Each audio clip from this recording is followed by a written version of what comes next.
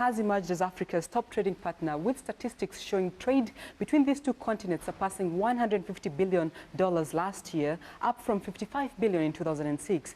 But how are banks positioning themselves to facilitate trade between these two continents?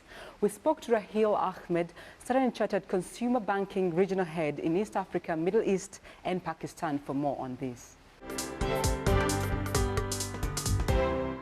Thank you, Mr. Ahmed, for joining us. To start us off, we're going to look at Africa's growth story, which has attracted a lot of investors in Africa, looking at trade within Africa and trade with Asia.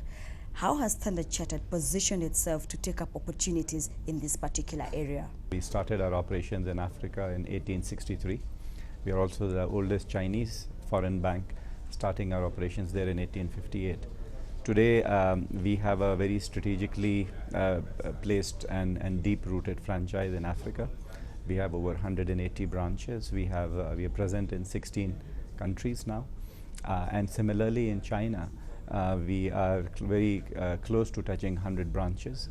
And we are present in more than 12 states. So we are perhaps one of the few banks, or perhaps the only bank, that has deep-rooted presence in both China and in Africa. And given our global expertise and our local knowledges in both these continents, we are perhaps one of the best placed banks to facilitate the trade corridors across these two continents. So we work as a global institution, and we are facilitating both on the corporate side and on the consumer and SME side a significant amount of trade between Africa and China. Scaling down to East Africa, how is it faring if you look at other trade blocks within Africa?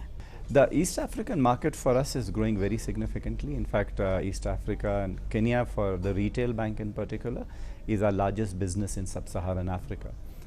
As you're aware, Kenyan is the 5th largest GDP in sub-Saharan Africa, and our retail franchise perhaps is the strongest here. So a lot of innovation, a lot of new things that we do in Africa are started here in Kenya alone. We have a very good franchise in both Uganda and Tanzania as well, and as the East Africa Union starts to happen and takes more shape, we are trying to do a lot of borderless banking, where we are facilitating customers to seamlessly bank across to East Africa as well.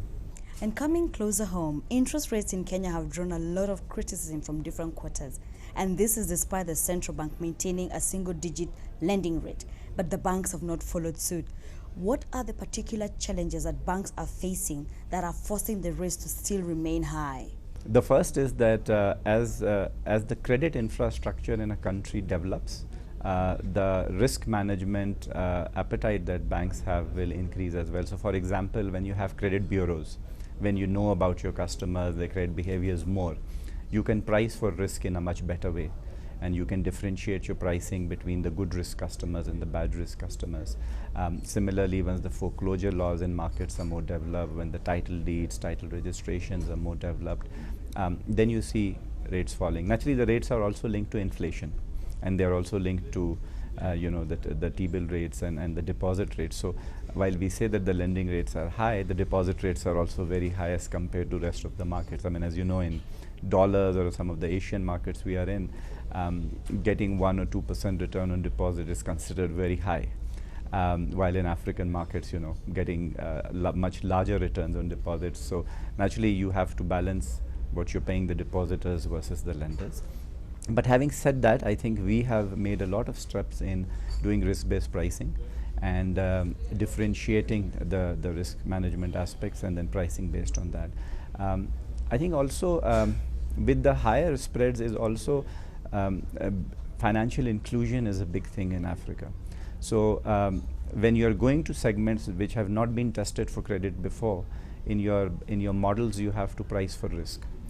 As those segments will become more financially included, will have more credit history, I think the pricing will go down. And finally, Mr. Ahmed, we have seen some of your peers in the Kenyan context partnering up with different players in the financial sector to create different synergies.